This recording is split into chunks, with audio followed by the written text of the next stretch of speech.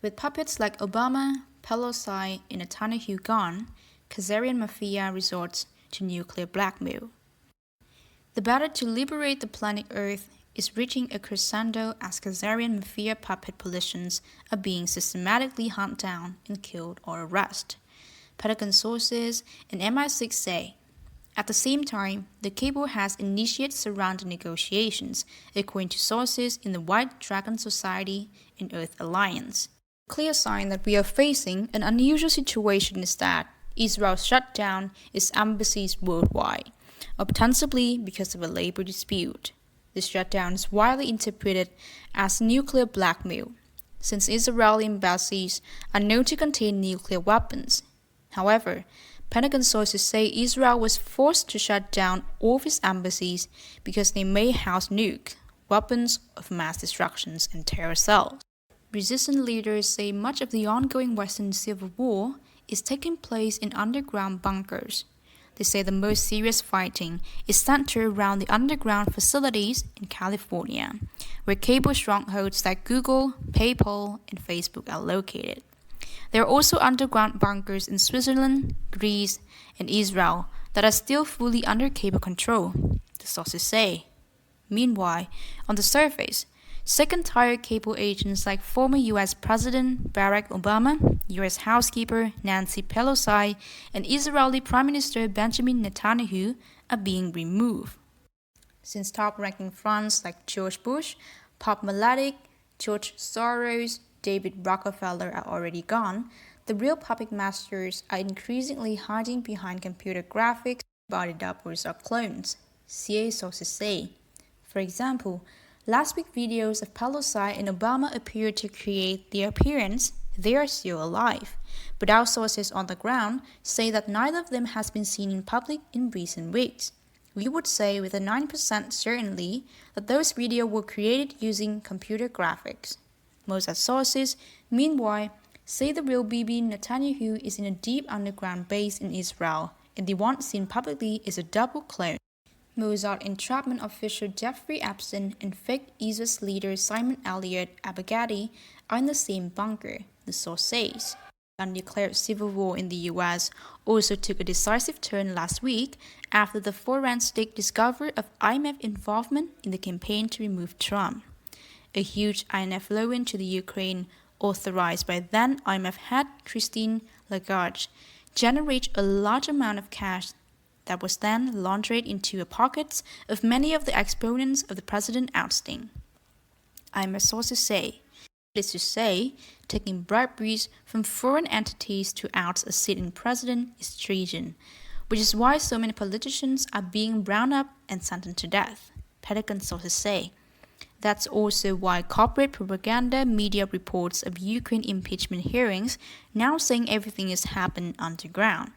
A counterattack is now being planned against Trump lawyer Rudy Giuliani.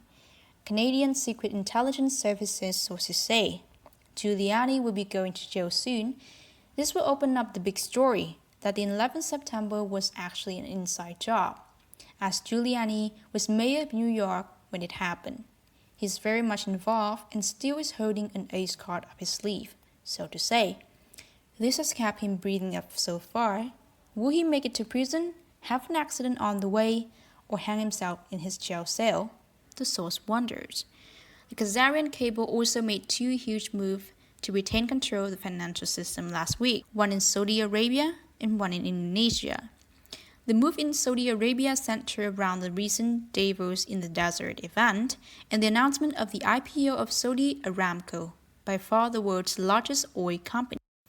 The Saudi Davos was a day as tech, media, and EU officials boycotted even a year after the murder of Washington Post columnist Jamal Khashoggi, Pentagon sources say. Indian President Narendra Modi, Brazilian President Jair Bolsonaro, Pakistani Prime Minister Imran Khan, and King Abdullah of Jordan were only there to get Saudi money, they say. Wall Street was there only for the Aramco IPO, they added. This IPO, the sources note, failed to get anchor investors from Norway, Russia, China, India, Brazil, Japan, Korea, Canada, France, Germany, the UK, Warren Buffett, and Goldman Sachs. The only reason Trump sent Jared Kushner and Treasury Secretary Stephen Mnuchin was to offset the visit of leaders from Russia, India, and Brazil in the absence of EU leaders, the Pentagon sources say. Aramco is effectively banned from New York, London, Hong Kong, and Tokyo stock exchanges because they won't allow an independent audit of their reserves, which has been depleting, they add. The other Middle Eastern news our Pentagon sources report is that Trump is withholding $105 million in military aid to Lebanon's army in a move that it may cause Russia to strengthen the Hezbollah and drive Lebanon closer to Russia and Iran. Iranian and Syrian leaders, for their part, are publicly praising Trump for at least being honest in admitting that U.S. troops are there to get oil and not to fight terrorism. Iran is now making a big peace initiative to counter the Zionist strategy of endless war. Now, turning to Indonesia, we are seeing a massive cable campaign to seize that nation's gold. Having failed with their fake neo-Kenyan ploy, the Swiss and French Rothschild agents are putting the squirt on President Jokowi and have forced him to appoint his arch-rival from the past two presidential elections. Papoe Subianto, the former son-in-law of Suharto, as his defense minister. CIA sources in Indonesia say the other ministers in his government are not happy, and neither are many of his supporters, the sources say. I've been told by a contact in Jakarta, who's in with BNI, that a very large amount of money in excess of $1 billion USD passed hands into Papoe's coffers, one sources say. Add fuel to the fire, as the above link explains. Among Jokowi's 38 ministers, former World Bank Managing Director Sri Mulyani Indrawati was picked to serve another term as finance minister. The World Bank, of course, is controlled by the Rockefellers, etc. Even if the cable manages to grab Indonesia gold, they still face defeat because they do not control the world's military and intelligence services. In any case, as mentioned at the top, the cable is negotiating at a very high level for a peaceful transfer of world power to the Asians and the West-led World Alliance forces, sources close to negotiations said. The Chinese had a big meeting last week where they reaffirmed that their meritocratic system of governance was more effective than the oligarchy and fake democracy of the West. In the communique issue after their meeting, the Chinese said they will be taking an active part in global governance and continuing to make contributions to the building of a community with a shared future for humanity. They added, such cooperation was premised on unity of independence and self-reliance. A negotiator of ruling Western elite, for his part, said, the global ruling class have no objection to the people if they show themselves capable of understanding and taking on challenges of running the planet. One big debate in the West is just how much financial control is to be left in the hands of ruling class, the sources say.